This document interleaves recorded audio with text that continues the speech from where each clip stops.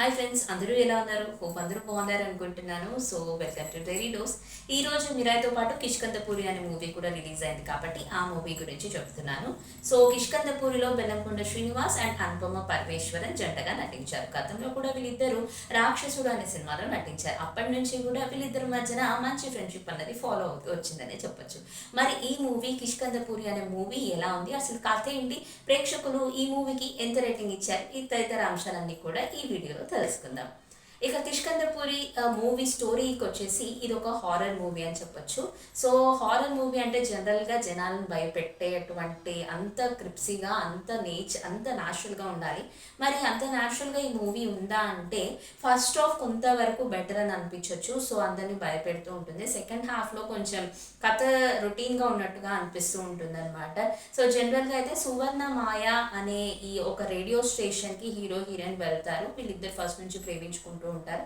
First half అంతా like ఒక లవర్స్గా ఇలా ఉండాలి, పాటలు అట్లా అంతా గడిచిపోయిందని చెప్పొచ్చు. సెకండ్ హాఫ్లో నుంచి వచ్చేసి అసలుకి ఆ స్టోరీ అంటే హారర్ స్టోరీ తీసుకున్నారు కాబట్టి దాని గల కథ ఇక్కడ నుంచే మలుపులు తిరుగుతూ ఉంటుంది అనమాట.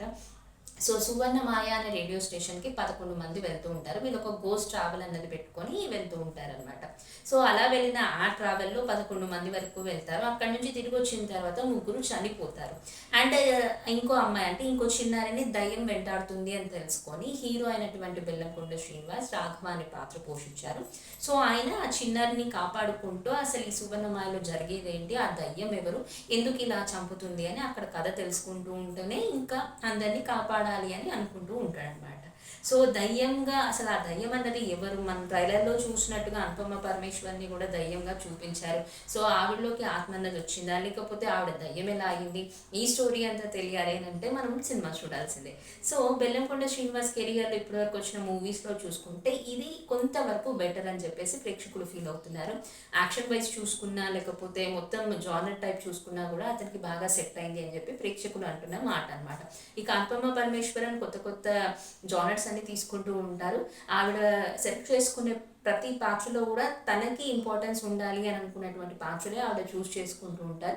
సో ఈ మూవీలో కూడా తన పాత్రకు తగ్గట్టే తను నటించారు, చాలా బాగా చేశారు అని ప్రేక్షకులు కూడా ఫీల్ అవుతున్నారు. సో ఓవరాల్గా ఈ మూవీకి వచ్చేసి 3 రేటింగ్ ఇచ్చారండి 5కి ప్రేక్షకులు.